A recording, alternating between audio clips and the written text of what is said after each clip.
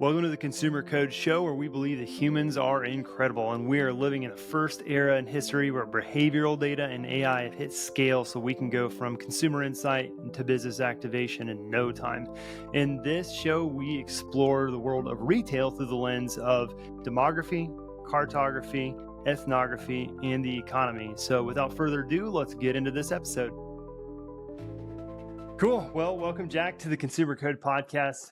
Jack is our head of data science at Spatial.ai, and uniquely, he has worked with mobile data probably since 2020. Is that right, Jack? Yeah, maybe even really 2019. It's been a while. He's worked for a very long time, and he's also worked with mobile data from a multitude of different providers, evaluated different providers. So he has a really good perspective on how to think about mobile data, how to use mobile data, and the specific limitations of mobile data. And so there's a lot of people that are interested in mobile data, and what we want to do today is demystify for you how to use it, how to think about it, the inaccuracies in it, so that you can make informed decisions about how to analyze it, or if you're looking to buy mobile data, how to buy it. So, Jack, welcome to the Consumer Code Podcast. Thanks. Good to be here. Okay, man, let's get right into it. So can you explain for our listeners, what is mobile location data? Yeah, so mobile data at its core is a latitude, a longitude, and a timestamp. So you've literally got a point on a map and at what time we saw it there. And you might be getting some sort of accuracy measure as well. Like you're not really sure if this was down to the meter or down to, oh, it's somewhere within this quarter of a mile. And most of us have experienced this ourselves on our phones where like you're looking at a map, you see your little GPS indicator, and sometimes it's exactly where you are. And sometimes it's a big circle where they think you're in the center of that circle, but they're not really sure. And it's constantly updating as a result. Now, when you're doing that on your phone, often that data is not really accessible to anyone but you and the company who built your phone, or is the mapping provider. So you're thinking of the big names that you're thinking of are exactly right. Apple, Google, Samsung, etc. Those kind of major companies have access to this data in spades, and other companies have a lot less access to this data. But that's kind of the core of what it is a latitude, a longitude, and a timestamp. Great. Yeah, I mean, it's simple. You're right as for what it is, but I think what it's used for can be really interesting. Can you walk through some of the use cases that you've seen with mobile data? Yeah, and this stuff gets really complex because it's not as simple for the way that we end up buying this data, and that different companies buy this data is the result of an incredibly complex chain of actions and companies making it possible. Whereas the companies like Apple and Google, they've kind of got that clean, simple feed for themselves. Everyone else, we're kind of working with the scraps of the data. But what we're able to do with those scraps of the data can be really cool and really powerful. The first one, and probably the most obvious one that a lot of people use, is trade area modeling. Trade area modeling, basically, you're taking visits to a certain location where we've actually drawn a shape around that location, a geofence, and said, we saw a ping, a latitude, longitude, timestamp inside that geofence. And now we want to see, well, where does that particular device tend to spend its time, its common evening location, as it's regularly called. And then that gives us an idea of where do the people live who are visiting this particular geofence area. So say that's a McDonald's, you've drawn a shape around the McDonald's, and you can now see what neighborhoods do the people who visited this McDonald's tend to live in.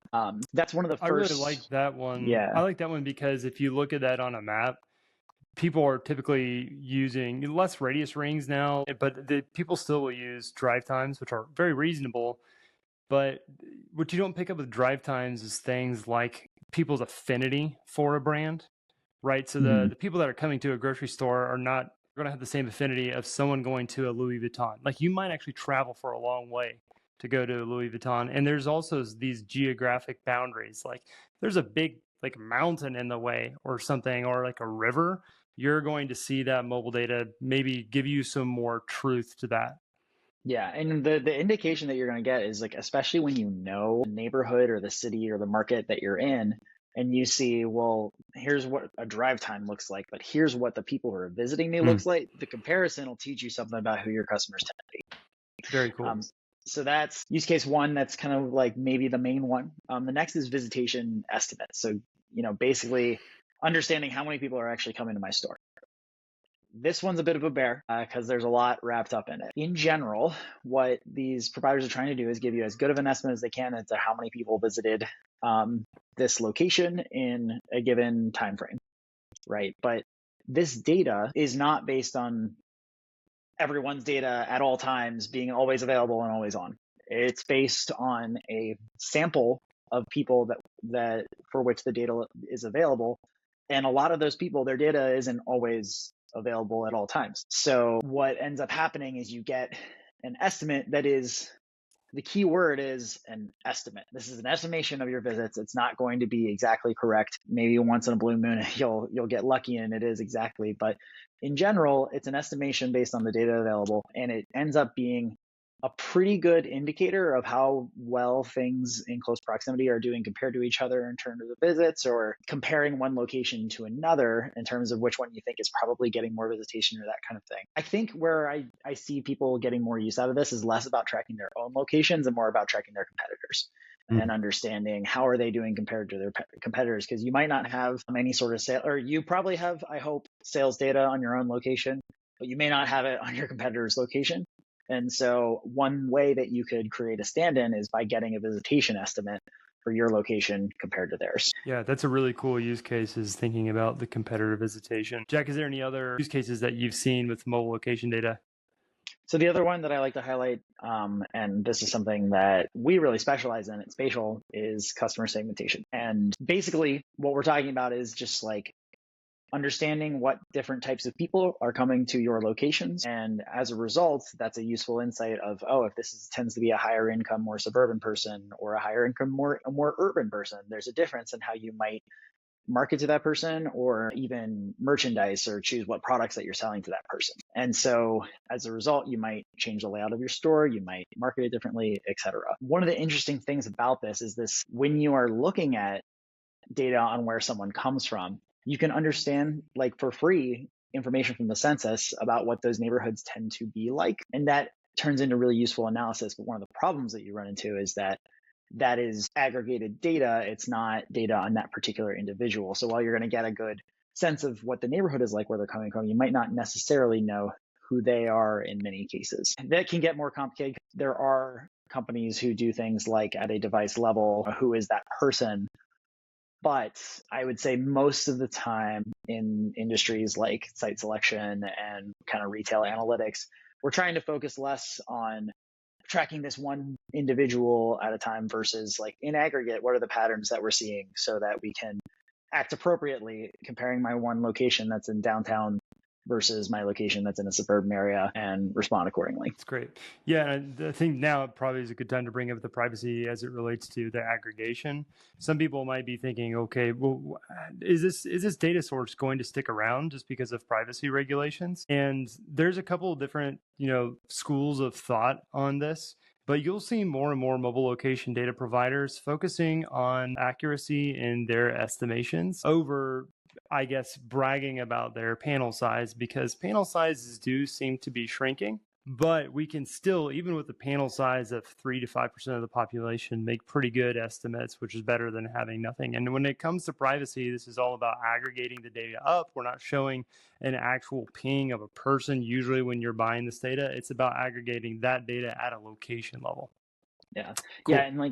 And most of the companies, I mean, I feel like anyone who was focused on that individual level stuff is kind of moving away from it for the most part. Yep. We understand that this type of data is really useful, not like just for the company, but just for society as a whole, understanding how things are working. And if it's aggregated, it's clean, it's privacy friendly. No one could be tracked individually in that data. And I would argue that should be around forever. But there's different things happening in the landscape of that could affect that. And if the panel continues to get smaller and smaller, we may not eventually have it. But I think that we will. We're going to have this data for a long time. It's unlikely that's ever going to go away in total. And frankly, it shouldn't end at the aggregate level. That's really valuable, not just for companies themselves, but for society as a whole to have access to that type of information and plan accordingly. Totally. One use case that we have people ask us about is, can you retarget devices that have visited X facility? And there are companies out there that will do that, and they're doing it with what's called a mobile ad ID. So it's a unique device identifier. Legally, you cannot attach a personal identity to a device, but you can the device identifier. We tend to steer away from that use case or recommending that use case just because people think about, oh, we're going to target everybody that visited my location. The reality is that we're not capturing a whole lot of people visiting your location, or not us, the mobile data providers. And so this might work for an advertising campaign if you're like a Starbucks and you have thousands of locations. But if you only have like a fleet of 70 locations, you're not going to get a very big audience size. It's probably not even worth it.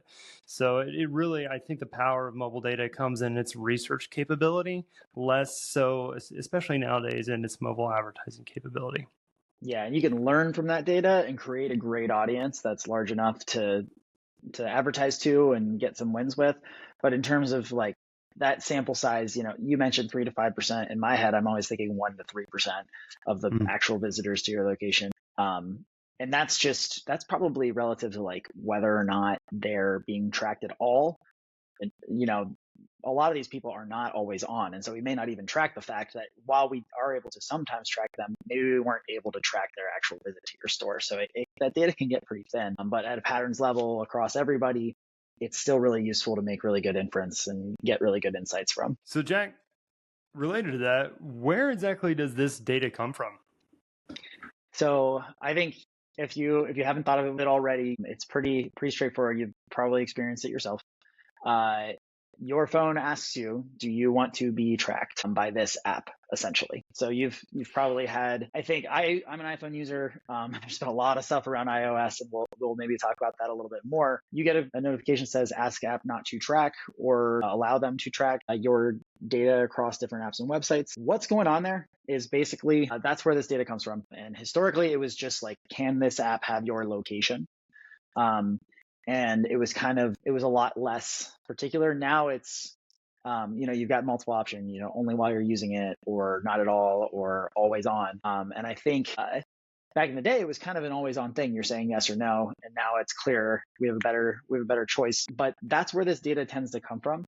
So Apple, Google, they don't turn around and sell this data. They have no interest in doing that. They're generally incentivized to protect your data because it's their data too, and it's valuable to them. And as long as they're the only place that the data exists, that's really good for their business model. But whenever you do allow that data to be shared, then that's where it can often come from. Is many apps, when you share your location, will turn around and sell that data, often anonymized, so that it's not necessarily tracked back to you, and trying to make a profit off of that. And like some of the like classic examples are like weather apps, Gas Buddy. There's a ton of these, and some of them might be like super random. And the thing is, depending on what permission you give them, they could have really, a ton of data or not so much at all. So if you're just saying only when I open the app, and they open that app once a month, then yeah, they'll get a little bit of data on you once a month, but that's not much, and that's part of the reason that it's that these companies called mobile data aggregators exist, is to collect that data across every single different app that people are sharing their location with, and try to put it together into a usable stream of data that's clean and delivers great insight. Yeah, that's really good. And as it relates to mobile data aggregators, so there's the app like Gas Buddy. They're selling that data to a mobile data aggregator. And then some mobile data aggregators will sell that data in its ping format. And then there's another layer of this where there's some companies, I'll mention a few, Placer, Unicast, that will create an estimation of those visits based on the sample panel. If you're buying from the one in the middle, so it's someone that's actually selling the raw data, it is really worth asking their confidence in those sources, because app companies selling the mobile data are incentivized to sell as much as they can, so they get paid on volume. And some companies will use replay data, which is essentially selling you data from last year, so they can double up. It's not a very good thing, but there are companies that do that. But so if you're buying it from that more raw part of the ecosystem, you might want to ask about that.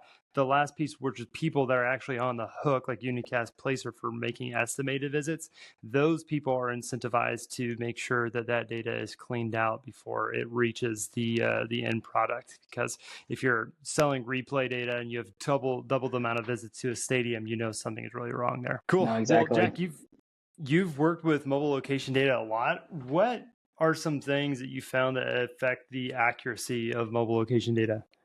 Yeah. So the number one thing to me is always point of interest or like parcel data. And you just need to have good quality data if you want to have good quality visit attribution. So kind of historically, if you don't have a good location, so you've just got an address for a location and you don't have a polygon enclosing the location on a map, then if you wanted to just really quickly get all the data, you might draw a tiny little radius around that point and say anyone that went inside that geofence, that radius, was a visitor. What could end up happening is maybe that radius was too big or too small. So you're missing, you're undercounting, or in the probably the worst case is overcounting, where you're overshooting the size of that location and capturing something that wasn't really a visit. Where this might become a problem is you've got a McDonald's on the corner, somebody walked past, they happen to go in your radius, and now you've tracked them when they didn't actually go. And that's going to affect your estimate. That's going to affect your accuracy in general. Maybe that person is someone who never really goes. And so if you tried to attribute their common naming location to that McDonald's, it's an inaccurate data point. So that affects both trade area modeling as well as visit estimation. So then the other thing is just like, are you capturing all of the POIs? So maybe we have data on I know about 4,000 McDonald's, but in reality, there's 5,000. I just made those numbers up. That's probably pretty far off from actual McDonald's counts. So that's one, POI quality, and the actual quality of how you're geofencing the location. Another is permissions. So in particular, there's a big drop off in iOS devices being able to be tracked. When iOS did their big update, you may have heard, if you're researching and listening to this podcast, you've probably heard about that. It was big news, and you started seeing more extensive, if you have an iPhone, you started seeing more extensive permissions being asked for at times, or being very clear about that. We've already discussed that a bit. And then other than that, I mean, the big one really is panel bias, and just the fact that, first of all, there's only we have a sample of phones, and it may be that there's some patterns as to who are the types of people that we're able to track. And so that in all cases, it's because someone, opted into sharing their location data, but maybe there's something about a type of person that makes them more likely to be willing to opt in. And as a result, you've now got, let's just say that it was older folks were more willing to share their location because they're more trusting or something like that. Now we're over indexing on older folks because that's who we're tracking, and we might not be getting a full picture of reality because of that. That's one way that it could be, but it also could be geographically. So maybe there's an app that is focused on, maybe GasBuddy. Actually, let's use that example. Say they had really good penetration in the Southeast, then you're only getting data from GasBuddy in the Southeast, and you're getting fewer data from GasBuddy everywhere else. When everyone's going to go get gas at the same rate everywhere, but GasBuddy's just tracking it better in the Southeast, and so that's going to make things look different. That's another example. There's numerous examples of how that could be. Mobile data aggregators, the good ones, are doing a really good job of tracking what is their sample size from what app and how do we need to make adjustments, and doing it as intelligently as they can. Now, that's where what I was talking about earlier, this is an estimate. It's not necessarily true, and it's probably not ever going to be. The famous phrase is, all estimates are wrong, but some are useful. It's an estimate, and they're doing their very best to take the data that they're getting from reliable data that they're getting and make up their best guess at how many visits are coming from an area. So that's where that can matter. And it's like all those points I was talking about earlier. I happen to open the weather app when I'm at the grocery store, and now I've got a visit at the grocery store, but I didn't open it when I was down the road in Lululemon. And so we missed that visit, and that was just luck of the draw, and that affects it. With any luck, at enough scale, we can kind of solve some of these problems by having enough data. The sample size is only as big as it's going to be, and so they're doing their best to adjust for that fact. It sounds like, as an end user, somebody who's either buying this or using it, sounds like there's kind of two critical things that they need to know or feel comfortable with, which is the thing that you're mentioning the first, making sure that that polygon is accurate around the locations. So are you using radiuses, or are you actually using hand-drawn polygons around that parcel? And the second thing is, what are your biases in your panel? And then how are you extrapolating, or how are you dealing with those biases? Does that feel right? Yeah, exactly. They're really important. And I think in most cases, most companies should be going to one of those providers that is doing that work for you. Yep. And that's their specialization. We're good at making estimates off of these things, off of this type of data, and just making the best possible estimate that we can, because it's complex. They've got hundreds of different sources that have varying data quantity over time. And so you gotta track all that together. And so normally those companies like Placer and Unicast can do that for you and give you the best estimate that you could get. How should we think about those estimates? How seriously should we take them? Yeah, I think I would think of them as directionally pretty accurate. If you've got if they're estimating, this location had 10,000 visits this month and that location had 10,500 visits that month, it's probably correct that the one that had more did have more visits. It's possible that it's not, but it's probably correct. As far as the number itself, it's better than nothing, but it's certainly not going to be the exact number in reality. And so just know that that's the case. And so this data is certainly an improvement over having no data on these locations. Of course it is, but it's not perfect and it's never going to be. Yep. Yeah. I see people getting frustrated because sometimes they'll actually have actual counters on their locations, and it might not be accurate as it relates to those counters. But it feels like what you're saying is like it's directionally correct and it's a pretty good comparison tool. Not necessarily like you want to stake everything on the exact number of visits being accurate.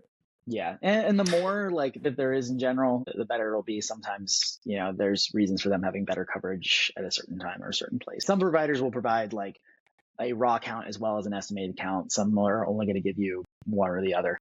And it's just good to have that context. I usually like to ask for both if I can. But that said, I'm a data scientist who wants to see that. I think for some people that's just added complexity that they maybe would be better just taking the estimate and understanding that they should trust it directionally, but with a grain of salt.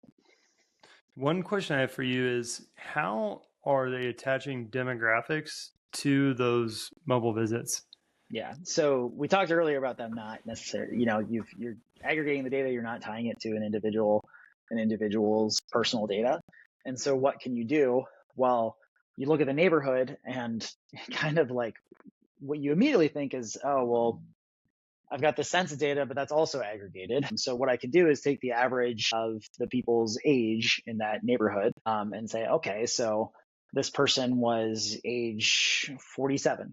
But then you realize that if you take an average across a neighborhood, if you look at the next neighborhood, that average is 46. And then the next neighborhood, that average is 46.5.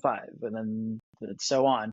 Because when you're taking averages of demographics, you're always going to end up with a 46-year-old white man who lives in the suburbs. That's just the most common form of person in the United States as it stands. That's changing, not getting into that.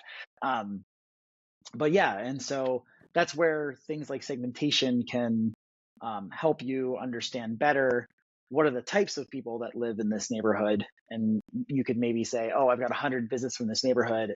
If that neighborhood is made up of 70% young urban people, then I might assume that 70% of the visits are young urban people. Still, you're going to get much better, more accurate understanding of the types of people visiting. Still not perfect, better than nothing, and certainly better than just averaging demographics everywhere, because it's going to be more realistic. Now you'll see, like, if when you're doing that averaging demographics and one area averages out to 55 and the other area averages out to 45, like that's meaningful. That like these people tend to be older who are visiting, but you can use the context of your business to understand why that is or what's going on there. So it's not like that averaging is not useful. It's just, I think using this type of data with segmentation gives you a nicer picture and a closer picture to reality of what's actually happening. Yes, it sounds like they're not actually taking the demographics of the device. They're looking at where that device lives, the block group of the device and attaching the median census demographics to it, which, as you mentioned, can have problems and everything kind of moves to the center of that. Is there any other limitations of mobile data that we should be thinking about? Let me see. The big ones that I think about is mobile data is hard in areas that are really dense. I mean, you've been in a building before, and then your location gets less accurate. That's where this data comes from. So the same thing happens. If you're in, I mean, worst case is basically a multi-level mall, or like, if you had like a 10-story mall with 10 different businesses on each floor, I mean, that data is useless. I mean, that they went to the mall, that's it. You do not know which business, so it's not useless. If you were interested in that mall, that is useful to you. But as far as which businesses are going to, it's going to be almost impossible for them to differentiate, because even if you had the perfect, down to the meter where it is, but you don't have that vertically. So they could be on any floor. That can be an issue. So basically, if you couldn't draw a polygon around it and say that everything in that polygon is that store, then it's not going to be the most accurate thing in the world. So malls, multi-level properties, that's kind of like the obvious ones that come to mind when you're thinking of limitations in mobile data. So Jack, thinking about someone who's wanting to use mobile location data or wanting to use it to understand their retail locations, what advice do you have for someone getting into this? If I was doing it, I would say, what data do I have, and how can I compare that to the data that they're selling me, and saying how accurate it is. Maybe that's part of your evaluation, where you're saying, well, how does this compare to my actual data? Like we said, we're not expecting it to be exactly perfect, but is it directionally correct? You should see a correlation between your store's sales and the amount of visits to that store. And maybe, one of my points would just be, which one seems to have a better correlation with reality for my stores? Another is just a reality, ease of use. If one provider makes it easier for you to evaluate, those 2 points of accuracy might not be that important if it's a lot harder for you to get to use the data. Again, this is directionally accurate. It's useful analysis, way better than nothing. But think about that and just understand that it's not perfect. And there is no data set that is.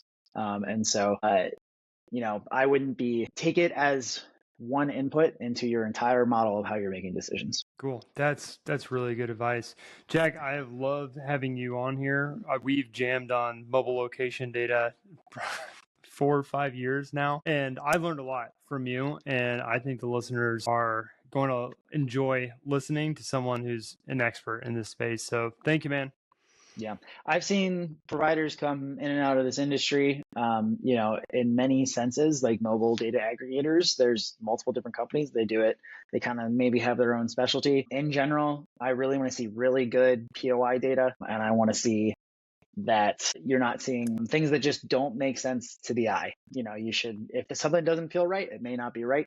Trust your gut instinct on that. And other than that, just see some good POI data as well.